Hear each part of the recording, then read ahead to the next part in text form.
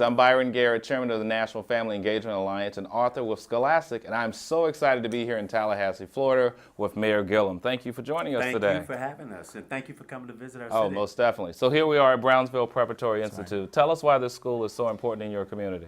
First of all, when I first got to experience Brownsville, it was at a public function where the kids had gotten up during, may have been MLK Wow. Day, and they recited one of the longest recitations I had seen for little kids, right? I mean, I know adults who probably couldn't memorize at that level, and I was overwhelmingly impressed that these young kids were getting up there courageously, unafraid, and more importantly, remembering every single element of what they had to say for the community. And it's so important, particularly for our young people, one, to feel confident. Right. To get up and to speak, but also incredibly impressed by their knowledge base. And so they play a huge role in our community in introducing literacy and education across a range of subjects to our kids early on in their development. Now, talk about early on, because also you have a Family First initiative that you really launched when you came into office. We do, and I have to tell you selfishly, you know, I've always cared about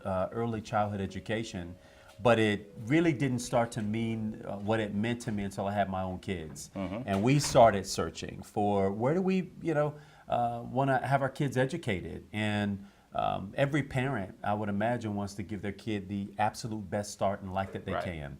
And so you wreck your brain around what are those things that you have to do, because there's no easy manual. They don't come with instructions. Yeah, no. Aim there. I don't know.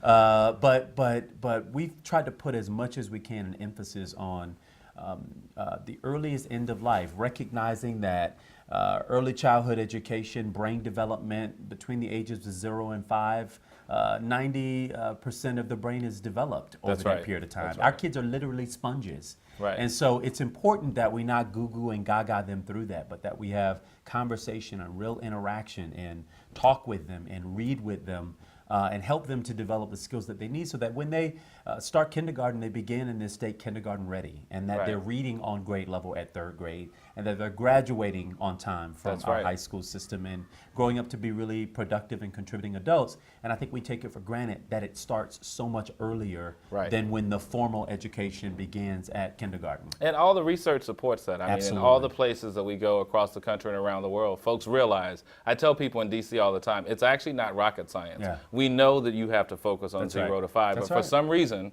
we don't always put our money where the priorities should be. Well, I tell you, I grew up in a culture where kids were to be seen and not heard.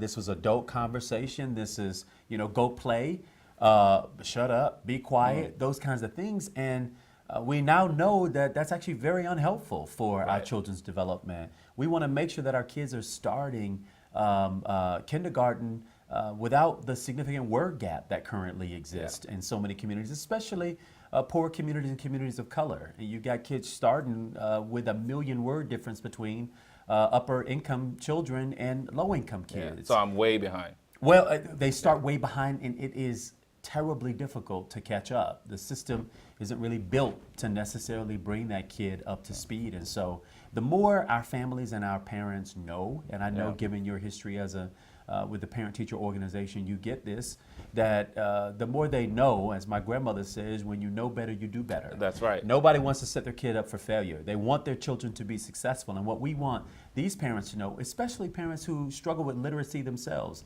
that it's not so much about the words that are on the paper, it's about the quality of the interaction, that you're stopping, taking time with your children, reading to your children, and letting them develop the fundamentals to read back to you. And you've got twins, right? I do. So Caroline and Jackson. That's right. So what's it look like in the household for you in terms of literacy and family time? It permeates everything. If we're in the kitchen preparing dinner, we're talking to them while we're doing it. Mommy's getting macaroni. Daddy's fixing salad. Do you want tomatoes in your salad? Offering choices so that they start to develop their own decision-making ability. And instead of vocabulary. And vocabulary, right? Instead of temper tantrums, are you done eating, Jackson? Jackson, you can say all done, and you can ask for more.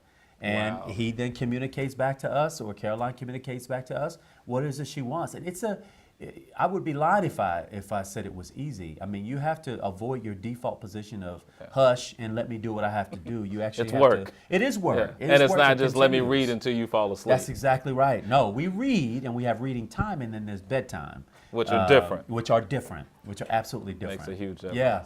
Well, you heard it right here from the mayor of Tallahassee, Mayor Gillum. I'm Byron Garrett. Thank you so much for tuning in. And remember, if the mind can conceive it and the heart can believe it, then the hands can achieve it. It all begins in the mind.